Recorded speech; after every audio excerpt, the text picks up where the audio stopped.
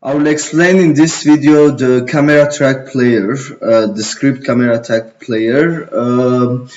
In the first line, in the first tag, we use transform player, which will help us that he will find the object player, and it will help in the that we transform the player. And the second tag is float offset x, which is a tag that help us that the camera will follow the player and in the x-axis or in the x offset. And then there's a function void, which is a start function, or void, which is a start. It will begin in the beginning of the game.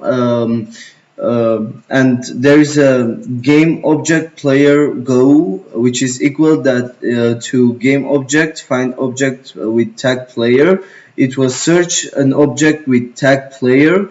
If it find it, then the function will work. If not, then the function player go is null. It will debug couldn't find an object with tag player. This is just in case it doesn't work.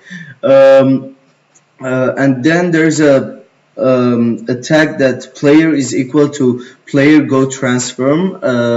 We are saying that the tag player, now we are doing a transform to it.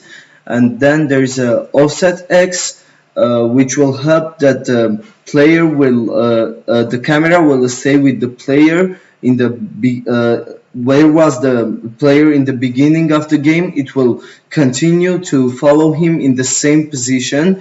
Because of that, there is a mathematical equation. It is transfer position x minus player position x.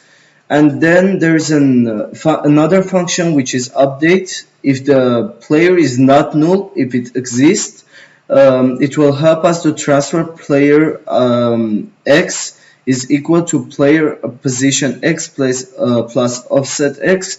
We put vector pose, which is equal to transfer position, because we are working with C#.